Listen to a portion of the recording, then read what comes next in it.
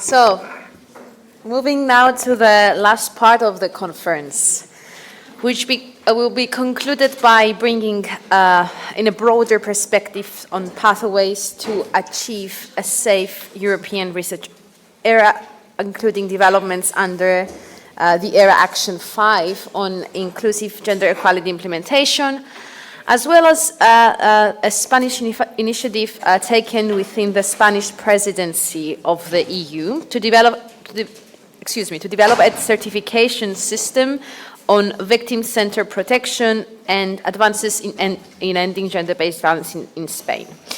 So as UniSAFE singled out the challenges faced by higher education institutions and research organizations, which call for further policy making, the steps ahead for institutional change will be outlined at all levels, from European to national and institutional policy, as well as decision making. So, to call back to the floor Marcela Linková, now with her hat as the co-chair of ERA Action 5 on inclusive gender equality implementation. I will briefly say again your bio, Marcela, if you allow me, for participants who joined us today. So Marcela Linková is a researcher at the Institute of Sociology of the Czech Academy of Sciences, where she directs the Center for Gender and Science. She's also active in developing policy solutions for gender equality in research at the Czech and European levels, and is now the co-chair of the ERA Forum subgroup on inclusive gender equality, an advisory body to the European Commission. Back to you. You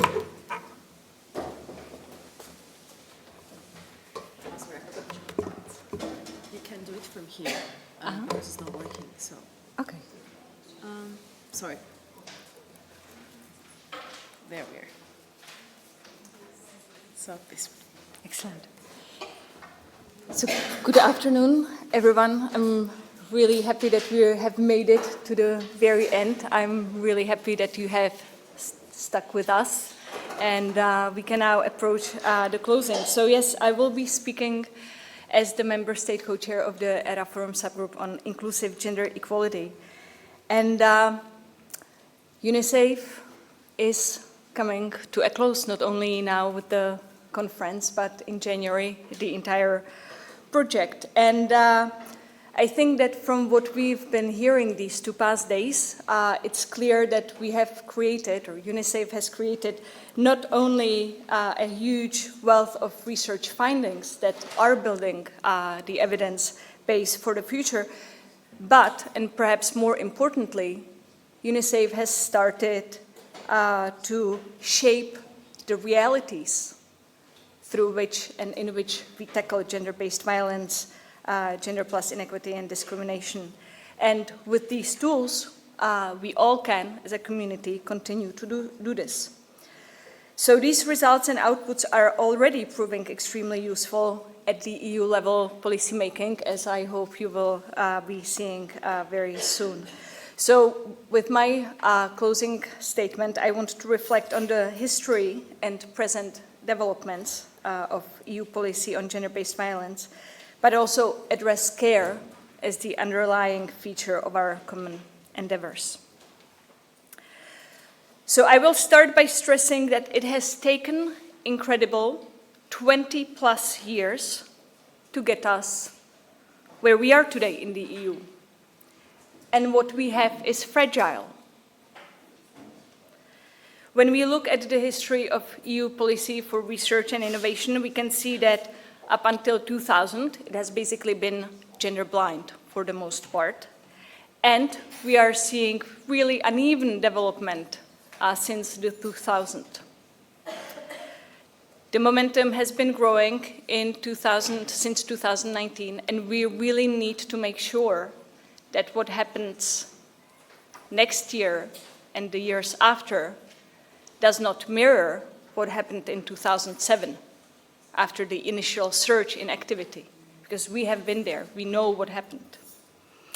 With gender-based violence and research into this, of course, we see a huge change. We have come from a problem that was not named to an issue that is named and framed now. We have growing research insight, and in 2020, we had the first EU-level policy report and recommendations. So this is the first time where we are seeing convergence of research and policy on gender-based violence in academia. So what we already heard yesterday from NPEPAN were the most important steps in the EU policy making for gender-based violence in the European research area, and I will not go into all the details. What I will want to focus on is the few points that are important in terms of the developments.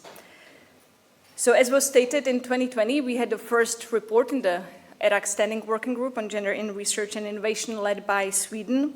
And at that time, we were still discussing and using the term sexual harassment. And we had discussion about how to move from sexual harassment to gender-based violence. And so I would argue that since concepts matter, we have seen very important transition in that very short period of time in framing the issue from that report to the Ljubljana Declaration immediately the year after, and then the preparations for Horizon Europe. So today we are talking about gender-based violence. Then we have, of course, the Ljubljana Declaration adopted in 2021. In 2022, last year, there was the launch of ERA Policy Action 5 on inclusive gender equality with the Czech Presidency Conference. And now we're coming to the implementation, which will be the Code of Conduct, which the ERA Forum subgroup is currently working on, and I will get to that very shortly. So what are the key elements? One, and I think that we have had an agreement on this for some time, is that it's crucial to have a policy platform in the EU through which member states can come together to coordinate policy, learn from each other, and mobilize. And this mobilization is really vital. I mean, things on paper don't do the trick, but it's important to have them on paper, and this can happen through the mobilization. Second, European Commission funding. It's not just UniSAFE. Before that, there was Gender Action, a policy project. And in Gender Action, we managed to agree with Slovenia on doing a joint final conference during the COVID period. And the fact that Slovenia agreed to do a joint final conference meant that they wanted an output. And you know what that output is, right? The Ljubljana Declaration. So this takes me to windows of opportunity. I mean, we always need to be prepared to go as the policy process entails, but we also need to be able to react very quickly to when these windows of opportunities open. Another examples of this is in the Czech Republic. We had some money left in our grant because of suspension of travel during COVID. So what did that allow us to do? Is the Czech Presidency Conference last year. And that was because we had really forthcoming political leadership at the Ministry of Education. And I think that we can be coming up with these instances of where local mobilizations and actors can come together with policymakers to make things move along the tracks. So institutional culture and practices and procedures don't change overnight, and so we should treat all these as initial encouragement. But for it to take root, the conjoining of research, advocacy, and mobilization must continue, and we all have responsibility for this. So what is the objective for the ERA Forum subgroup, and specifically the task force on gender-based violence? We want to, in what we deliver, harness the entire spectrum of the tools and insights that UniSAFE, but not only UniSAFE, has created. Our task is to create a policy framework for all actors in the European research area, so not just RPOs, institutions.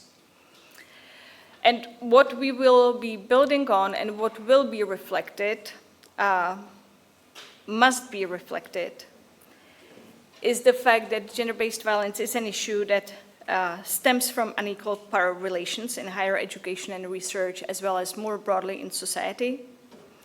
There will be recognition of the fact that this violence occurs on a continuum, that for it to be tackled, we need to take victim-centered and trauma-informed approach, that the policy needs to be comprehensive along the entire spectrum of what UniSAFE is calling 7 Ps, and that we need to have commitment, we must take action, and there must be accountability for what we do.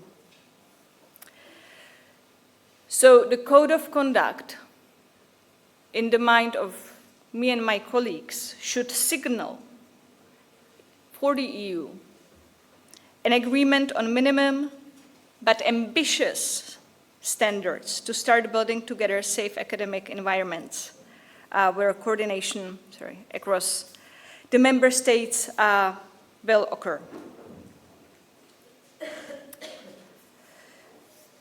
I guess it won't be surprising when I say that UniSAFE research has given us a lot of insight, but it has also generated a lot of questions and things that we need further attention to, and we will be hearing more about that as well.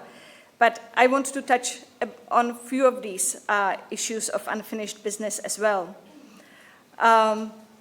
We need to look more into the position of people in precarious positions and early career researchers. And here specifically, I think we really need to understand more about consent and what it means to give consent in unequal power relations. Because for many people in doctoral and postdoctoral phases, the issue not necessarily will be extreme cases of violence, but it may also be the closed-off maneuvering space in which they can give boundaries to less serious, let's say, forms of hostile treatment.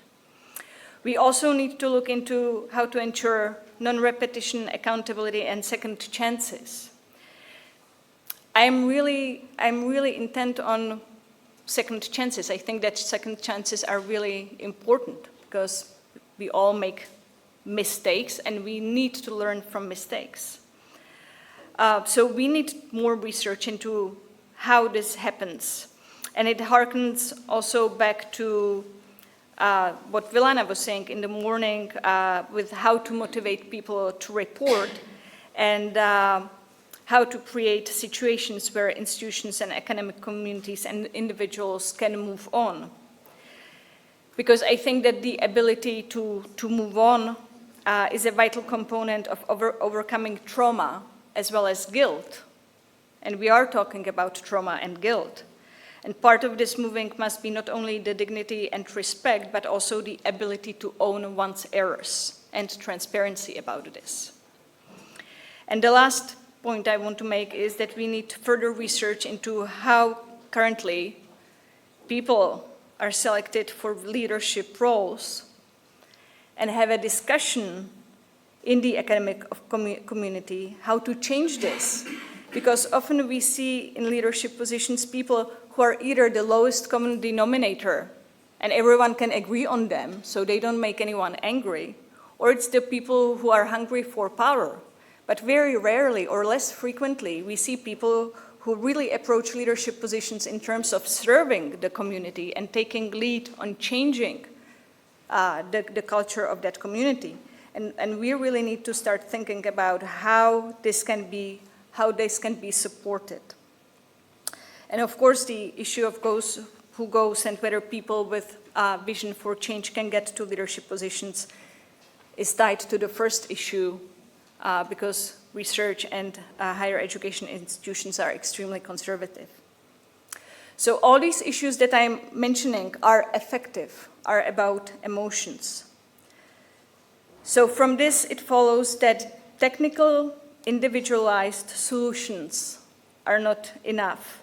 So for our policies and actions to be effective, we have to move from brains to mind-body solutions. So this gets me to matters of care, something that Pascale, François, and Jasna kept coming back to in their excellent panel today. In 2008, Annemarie Moll brilliantly outlined two modes of organizing reality with the logic of choice and logic of care. The logic of choice is firmly embedded in our Western philosophical tradition and seamlessly links to the neoliberal organizing of reality with stress on individual autonomy, rational choice, clear boundaries around issues that can be solved. This is one of the delusions that makes it possible to displace responsibility for advancing gender equality as well as actions to end gender-based violence. In contrast, the logic of choice is focused on practice, practical making of realities, and our messy entanglements in those realities. The logic of care recognizes that choice is sometimes not an option, that we must weigh what is available, consider the implications and the context and the needs of the people involved, that there will not be one-size-fits-all solutions. And with this, of course, we need to consider the different positions and how they are imbued or not with power. So this speaks to the vital need of framing our responses to gender-based violence in terms of victim and survivor-centered approaches. And I really want to stress that we need to make a distinction between victim-centered and survivor-centered, because there is, I can tell, very, very long way from victims to being survivors. So the logic of care stresses the responsibility for our participation in the collectives that we inhabit and explores our options for action. So for us specifically, this harkens back to the bystander interventions and again, leadership. But also, and we have been hearing about that yesterday as well as in discussions today, to the position of the people responsible for dealing with the issue at the institutional level. We have heard about the concrete experiences of people not being heard, not having resources. So we really need to keep telling the leadership that it's important to take care of the people who are responsible for the issue at the institutions. The trusted persons, the confidential counselors, ombuds people, whatever the case may be in the institutional and national context. The last point, we really need to move from the narrowly defined criteria of research excellence to ethical, transparent conduct and accountability. It's really encouraging to see, and let's hope that we can make something out of this, the change in the framework for the ERA carriers. This will be really the first time where gender-based violence is addressed in the framework for carriers in the European research area. And in the ERA Forum subgroup, it is really my goal to make this work, engage with the colleagues responsible for that action, and continue working on also changing the HR award so that this gets inscribed in all of the processes that we have in place and that will continue to evolve. So, I am closing. I know that I took perhaps more time than allocated, but I really, and I keep doing this, I want to stress the huge importance of all of the levels working together. I have tried to show how important the policymaking process can be and that it can set the stage. But then after this setting stage on paper, we need the implementation. And there I really see the opportunities for all of us to come together at the institutional level, the umbrella organizations that we have just heard about that can motivate people. We don't always need really stringent measures. Sometimes the fact that you have to report on what you're doing can start changing the landscape, and we can all build on that. So I hope that we will continue to mobilize. We have European Parliament elections coming up, and God knows what happens next, right? So we all need to be vigilant and protect this fragile state of being of the policy for gender-based violence that we have managed to build in an incredibly short time in the European research area so that we can sustain it and really make change for the people who experience violence in academic settings. Thank you very much.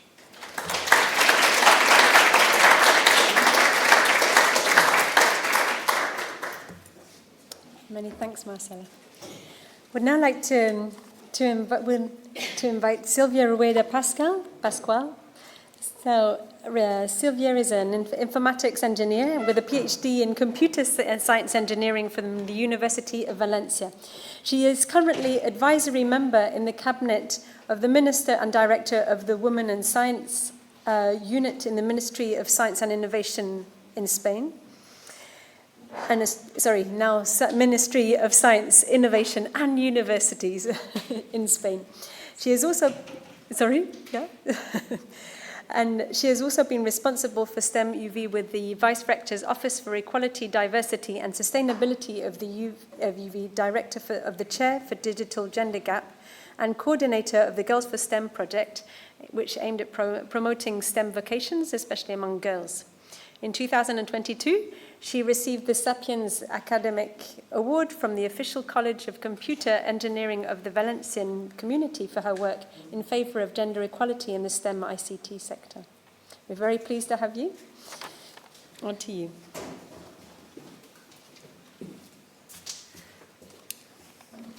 So, thank you very much. I'm really glad to be here today with you and have the opportunity to talk about the situation in Spain that happily yesterday, it has been very complicated, very insecure months expecting having a new government and happily, at the end, we continue to have the same government, and we also continue with the same Ministry of now Science, Innovation, and Universities. That is very important for us that it come back again together. And now, if I don't know. Okay, perfect.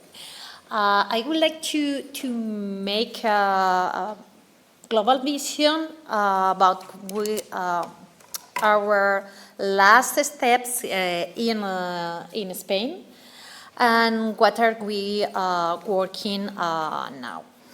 First of all, also Marcela has talked about the informative map of the European context, but I would like to highlight two points. One of the objectives of the European Gender Equality Strategy 2020-2025 is to end gender-based violence by clearly defining preventive measures to combat gender-based violence in higher education and research institutions. For us in Spain, it's very important to consider the situation in Europe and to translate the recent advance to our country. Also, the new EURA framework translated into the EURA policy agenda adopted by the Council in November in 2021 recognizes the need to further promote gender equality and to foster inclusiveness through the development of inclusive gender equality plans and policies, and by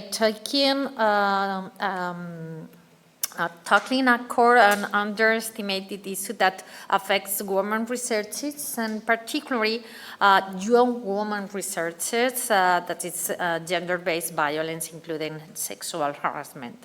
As I mentioned, the Spanish government is, during the European, the Spanish presidency of the Council is really interested in put these things over the table. So what are our main concerns, our main ideas. So first of all, the effective quality. I mean, for the Spanish government, especially during the this Spanish presidency, we are actively working to contribute to the ERA policy agenda, because we think it's crucial to ensure that women develop their careers in equal, safe, and inclusive environments, free from all kinds of gender-based violence, including sexual harassment. For this to happen, we need to create and to promote gender-sensitive environments inside the research and innovation institutions. So this morning I changed my mind. I don't know why exactly I removed the I and changed it for a D. Maybe I did sleep, I hope I would have sleep more. Sorry for the typo. It's R&I. So,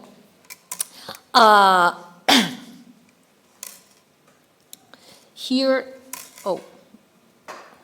it's okay. Here is our last and different laws starting in 2004. I think the most important law that put the difference, it was the organic law in 2007 for the effective equality of men and women. After that, we have different royal decree laws regarding measures to guarantee equal treatment. Also, in 2020, the royal decree law, two of them, the 901 and 902, two very important points. First, the mandatory of gender equality plans for any company, institution with all the country. And the second one, the equality pay, the need to guarantee the equality pay between men and women. And finally, the organic law that was signed in last year for the comprehensive guarantee of sexual freedom. These are general laws, and I would like to highlight two more specific from the research and innovation environment. First one is the new law of science. It's also from last year, and it's a modification to our previous law on science, technology, and innovation. And this new approach apply all the current European context to our legislation.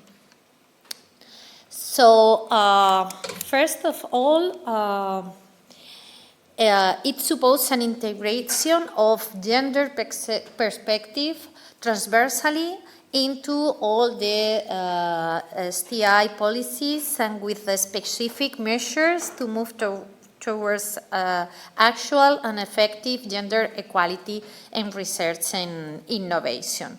So we have a very strange law because no other country has put it in the law that you have to fulfill this requirement to include gender perspective in all the research that are made in Spain. It's mandatory now. Another important aspect is that it's a guarantee by law that the merits of women will not be penalized by care leaves, any kind of time you need to spend taking care of your children, maternity leaves, any kind of those, and also gender violence. Most specifically related to gender-based violence, we have two specific measures that are required for all the public science, technology, and innovation agents that they have to prepare gender equality plans and protocols against sexual harassment, and they have to monitor the fulfillment of the plans annually. I mean, it's not only to have a plan, it's not only to have a protocol, it's mandatory to review if it's working properly. Also, they are required to promote and guarantee diverse, inclusive, safe, and egalitarian working environments. It's a requirement for all the public STI sector. It's also a recommendation for companies, but we can work hard with the public sector, I mean. And also, it's mandatory to promote the implementation of measures to achieve the integration of the gender dimension in the content of the research and innovation. And also, it offers security to develop positive actions to achieve this effective equality. And the second one is the Royal Decree that regulates the gender equality certification in research and innovation. It's just from July of this year. And it's this certification recognizes entities' excellence in the development of gender equality policies, including the implementation of gender equality plans and the integration of gender dimension in their programs and projects. Its main objectives are to recognize the role that entities have been developing over the time. It's very important to encourage them to continue doing this work, and also to make visible the successful actions regarding equality in research and innovation that they have been carrying out to promote and to exchange these good practices, thus encouraging the candidacy of other research and innovation centers. And finally, to recognize the quality of the research, the innovation transfer carried by these entities, the inclusion of the gender perspective, as a guarantee not only to the equal participation of women, but the actual benefits that can this inclusion generate to extend and allow the lives of the people working in the institutions and to the entire society in order to guarantee and not generating additional gaps, and instead closing them. And about this new proposal that is the unified recognition for victims of gender-based violence, including sexual harassment, in the European Research and Innovation System, I will just mention some of the ideas that Marcela previously talked about, the work in the task force group on gender-based violence in the ERA Forum Action 5, with this proposal of European baseline principles. I mean, I would like to highlight 5 of them. First, obviously, we all know, but we would like to highlight this point in the baseline principles, that the higher education and research performing organizations suffer of unequal power relations, and it's very important to work to solve this problem.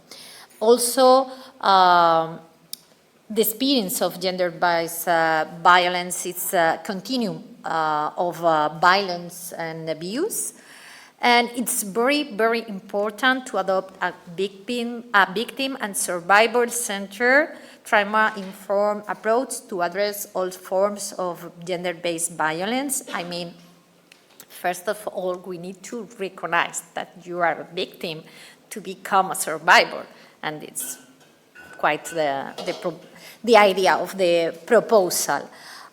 We also need to guarantee non-repetition and not continue the pressure on victims.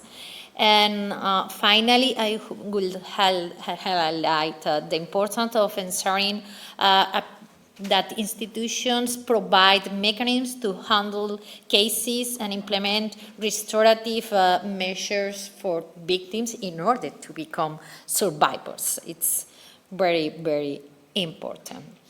And why is this recognition necessary? Okay, gender equality plans and protocols against gender-based violence are different not only in its country but also in its institution. We really know that in Spain with a lot of communities, a lot of difference between one institution and another. But that means it's quite difficult to define measures that allow a unifying criteria. Also, in Spain and many other countries, we have measures to compensate gender-based violence victims and to support them to continue their careers. I mean, sometimes you go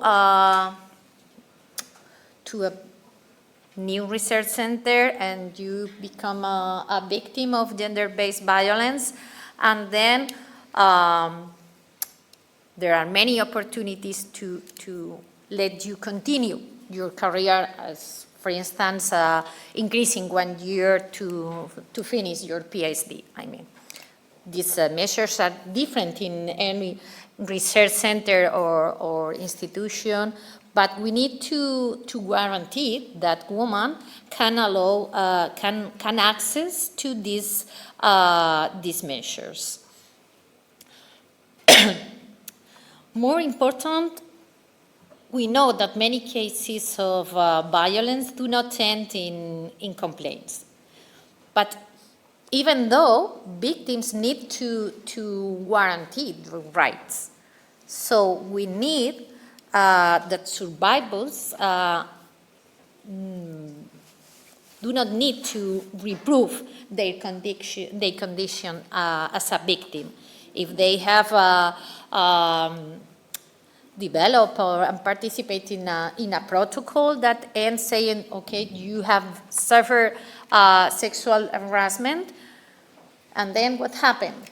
Do you have any proof of that? You don't have nothing. If you go to another country, have this problem, come back to your place, and then what happens? You cannot justify that situation there. So it's very difficult to access these compensatory measures, especially when you are abroad and you are not in your institution, you are not in your country, you are very young, you are at the early ages of your career. All these situations increase the complexity of the situation, and we would like to help this woman.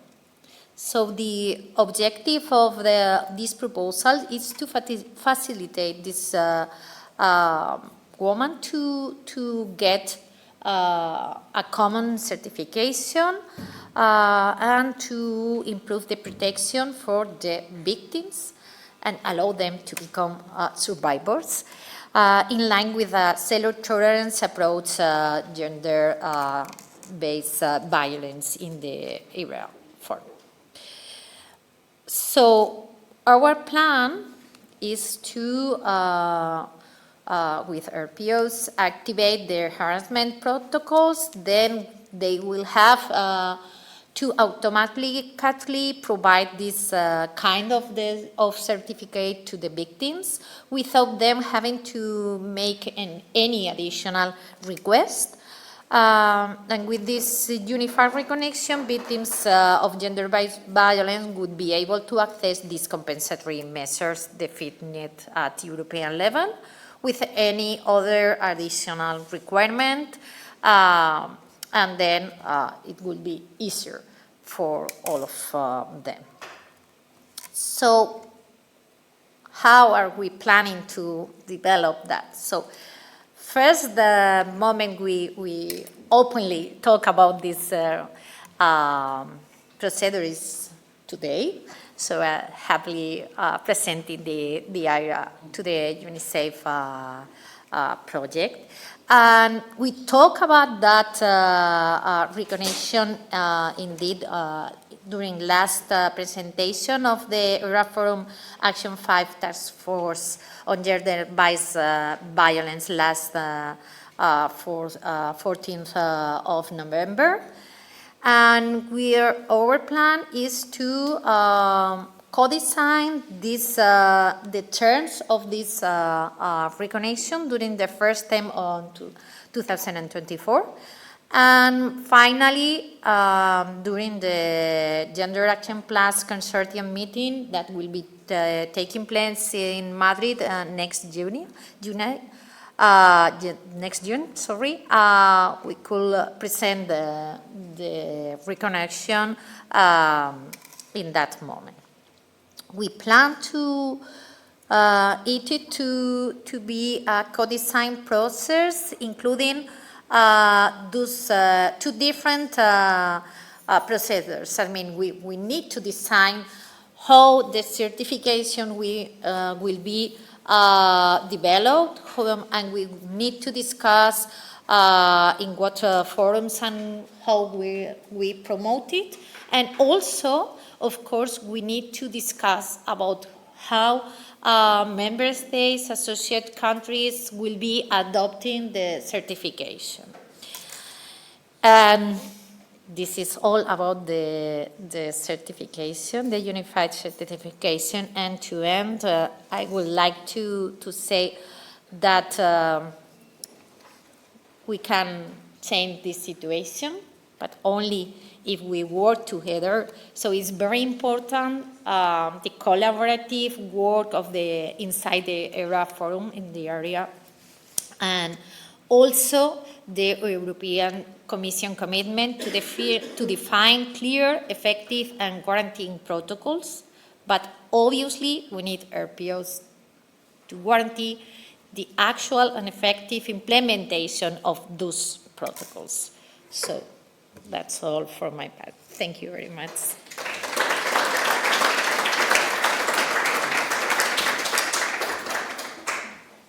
Thank you so much, Silvia. So moving to the last speaker of our panel, I hope you are still with us. So Lut Mergaert is the research director and senior consultant at Yellow Window in Belgium. She's a recognized gender expert who has been the principal investigator and coordinator of numerous policy support studies on gender equality, and has served as expert for the European Commission, the European Institute for Gender Equality, the European Parliament, the Council of Europe, and others. And at UniSAFE, she has been leading the work regarding the development of the operational insights, outputs, and recommendations of the project. Lut? Which is the... yes. This one? Yes, or this one better. Yes. Okay. So here we are at the end of the conference. A consequence of being the last speaker is that a lot has been said already. So I don't have to repeat the main findings. You have heard them several times. You also know that UniSAFE has developed guidance and tools and recommendations for the institutions on how to put policy into practice. But, and we, oh, that's too far. One slide dropped off. Okay, no worries, I will talk you through it. So we know that there are issues that are still underexplored, and Marcela has mentioned a number of them. We have heard Françoise Tulkens also mentioning a number of issues that institutions are still struggling with. There are still implementation challenges. We heard it through the testimonies of the practitioners that have been speaking here in the different panels. And I am trying here in my presentation to pull a number of these together and leave this as part of the legacy of UniSAFE, so to establish what remains to be sorted out.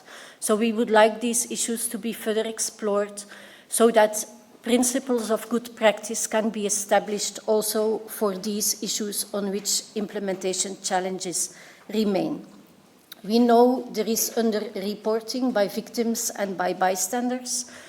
We don't exactly know how these barriers to reporting differ across different groups, so this would be interesting to know, and how institutions can lower these barriers. We know that trust in the institution is important, but this is not something you change from today to tomorrow. So maybe there are other facilitating interventions possible to facilitate and promote reporting and to make the barriers somehow lower. We have been speaking about survivor-centeredness, victim-centeredness. It's important, of course, in surveys. We know that, we heard it, but not only. It's important in every step of the process of institutional responses, but it's easier said than done, how to train the different professionals that are involved in these procedures. What does this require? How can the rights and the needs of the victims' survivors be balanced against those of the accused persons? What does this mean in a fair and equitable manner, and how can this be done with full attention to the needs of the victim survivors and giving them all the agency that is possible? Another element that we identified as not only underexplored, but also not really in the picture of the institutions, it's risk assessment. And we understand, or we make the distinction between two types of risk assessment. Risk assessment, which is a general risk assessment, which is proactive and prevention-oriented, looking at material elements like infrastructure, security elements on campus or on the premises, also online. Also immaterial elements like institutional cultures, meeting behaviors. What are risks in these areas, and how can an institution run a risk assessment in a general way? Another type of risk assessment is a risk assessment that is case-triggered and that looks into the different conditions, circumstances that led up to the incident and the misconduct to happen, with the purpose not only of providing the survivors and bystanders, if necessary, the services they need and the protection they need, but also for purposes of institutional learning. How can institutions do better? How can they improve their policies so that this doesn't happen again? We raised this challenge or question of risk assessment in a workshop just last week, and the practitioners were like, risk assessment? What are you talking about? So this is something I think we need to take into our pictures and put on our to-do list. The implementation of precautionary measures, again something we presented under the P. It's theory, but how do you implement this in practice? Again, ensuring the safety of the reporting parties to the extent possible, ensuring protection from retaliation, easier said than done, avoiding any adverse impacts of reporting, and at the same time taking into account the rights of the responding parties. So is there a way to establish good practices in terms of precautionary measures? Another challenge is the perpetrator accountability. How can we set up fair and proportionate systems of discipline along this continuum of violence?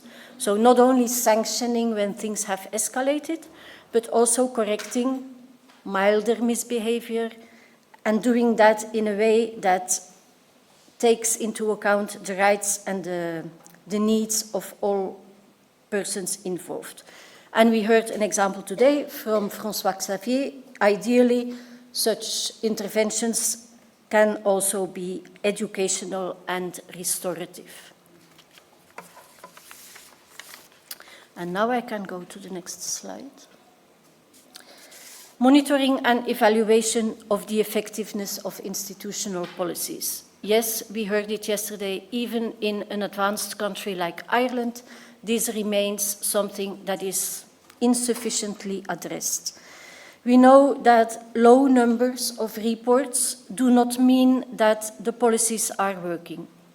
We also know that an increase in the numbers of reports is not a bad sign. But how can we collect and use also qualitative data in the assessment of our policies? Can we maybe identify indicators or proxies that can reflect the quality of our policies?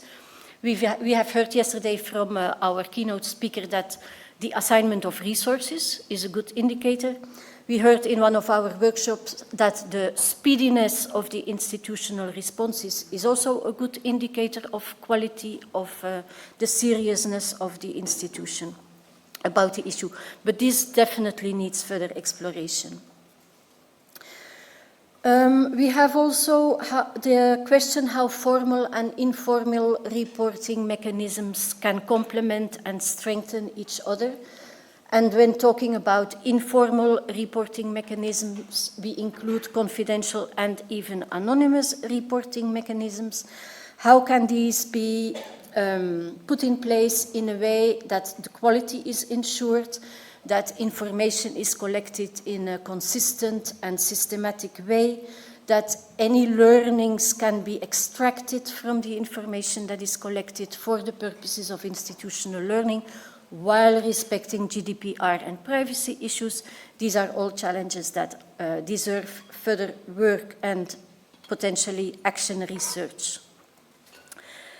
Active monitoring is a new concept. We heard it also in our workshops. How can institutions, rather than waiting for incidents to happen and then act upon them, how can they more actively monitor how the situation in the different units, departments of their institutions is faring? There can be indicators, for example, locations in the institutions where staff turnover is high or where PhD students are dropping out. They could organize or envisage organizing exit interviews or exit questionnaires to understand why people are leaving the organization and to know where there might be maybe tensions or problematic situations that otherwise remain under the radar of the leadership. Another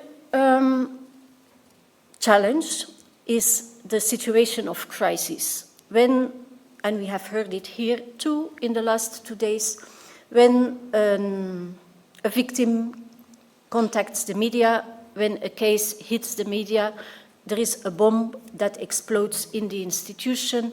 Suddenly the institution finds itself in a crisis mode. They know that, like all kinds of things are coming, questions are coming in, people are getting, receiving inquiries, actions have to be taken, it's difficult to set priorities, communication is necessary internally and externally, what to communicate, what are the do's and what are the don'ts in such crisis situation. And we think it would be useful if like a sort of script or checklist could be established on what to do in crisis mode. We hope crisis can be avoided with all the guidance that we have provided, but still crises happen. So another to-do. How to engage the leadership? Yes, we heard it before, not only in policy development, also in assuming the responsibility in policy implementation, in ensuring that the effectiveness of policies is monitored and evaluated, that lessons are taken on board, how to make leadership aware of the importance of addressing gender-based violence before this crisis hit the institution. Because then they do realize, but that might be a bit late. And they are concerned about institutional reputation, so it's better to think before the crisis hits the institution. Gender-based violence harms institutions, harms individuals, harms all the people involved in units, in departments, harms also society. So how to work towards repair and healing at all these levels? How can this be done effectively? By whom? How can the responsibility, how can the institution take up its responsibility and its role there in the best possible way? And how can this be organized before the cases happen? Because the services need to be in place and foreseen and available for when they will be needed. And then we have observed a number of malpractices beyond the gender-based violence as such that we consider as problematic in terms of ethics. Ethics and integrity, it has also been raised here before. So we would like to tie the policies and the approaches to gender-based violence more closely to scientific and research ethics principles. And here we are thinking about retaliation as well, about threats or actual counter-complaints against people who report, lawsuits being launched against the people who report, who dare to report, for defamation or for reputational damage or whatever, which we consider, of course, as unethical. Whose rights are being prioritized? We see the rights of the perpetrators prioritized over the rights of the victims. We see the reputation of the institution being protected, and that this becomes more important than serving the victims. We see GDPR being abused as alibi for all kinds of purposes, for not passing on information, for example. So we would like this to be sorted out and maybe tied closer to ethical principles, as researchers tend to be sensitive to these ethical concerns as well. There are legal obstacles and perceived legal obstacles. UniSAFE has done a mapping of the existing legal frameworks, but we have not gone as deep as looking at how certain articles or clauses in particular laws may clash with institutional rules or with good practice procedures. It can be related to deadlines for filing complaints or institutional procedures that have to be suspended when a case is in the hands of public authorities. Sometimes we had the impression that these legal obstacles were invoked as alibis. So we think these need to be listed and sorted out and either we have to find ways around legal obstacles, or we have to address our policymakers and point out that changes in legislation might be in place. Restorative justice practices, it's worth to look at these more closely. When are these commendable? How can these be implemented, and what would be good practice principles when it comes to restorative justice practices? And then second last point here, how to avoid retaliation in practice. We see there are many forms that retaliation can take. It's easier said than done, so this is also something that needs to be further investigated and explored. Delineating professional boundaries, especially between staff that has teaching or lecturing responsibility and students. Boundaries are unclear. In some institutions, romantic and sexual relationships between professors and students are not all that uncommon, are sometimes even normalized. We notice that in the United States, there are clearer rules around professional boundaries than here in Europe, so maybe we should look into what exists elsewhere. So going deeper into these power imbalances and how this reality of the power imbalances in the academia can be like not undone, but like neutralized in a way by adding additional rules about behavior and conduct is necessary. So we have this toolkit, and all these issues can help further complementing the materials that we have in the toolkit, and we will be happy to do that as knowledge and insights progress. We have started touching upon these, now here is this other slide. Touching upon these issues in the last mutual learning workshops that we had, one last week in Krakow and one last month in Prague. But this was just like starting to scratch the surface. We have to go much deeper in exploring good practices and principles. So we are happy that this new project that Anne Pépin announced yesterday, GenderSafe, will be able to take over from UniSAFE. GenderSafe will run for 36 months starting March 2024. It will have 3 main building blocks. One is a community of practice where there will be 5 or 6 circles, thematic circles or regional circles or circles where there is more basic or more advanced discussions possible. So there will be mutual learning, exchange of experiences, taking up, hopefully, the topics that I have been pulling together here in these slides. There will be training and training of trainers.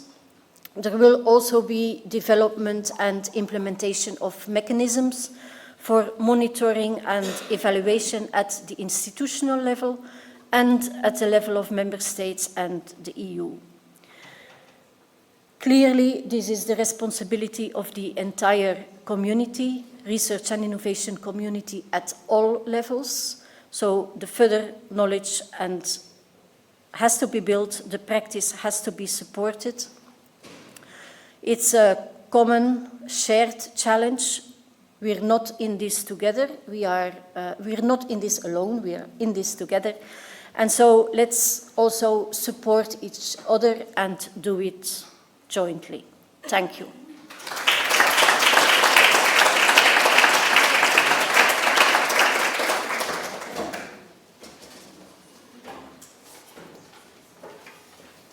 So,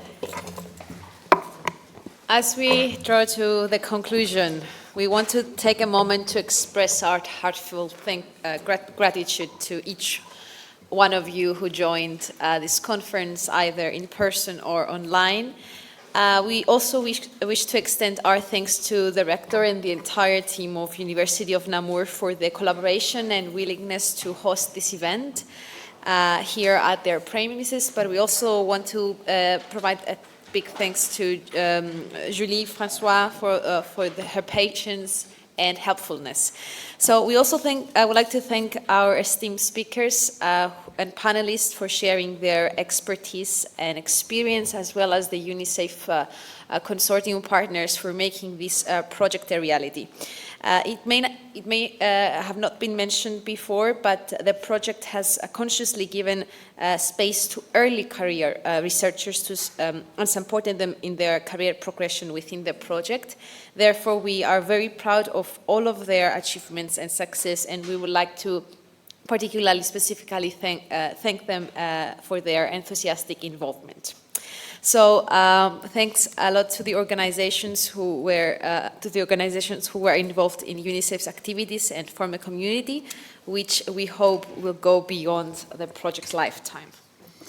We hope that you have gained new insights, made new connections. We hope that you have found more inspiration. Please share your feedback with us. We'd be delighted to hear from you on what you have used, what you have taken up, used in different situations.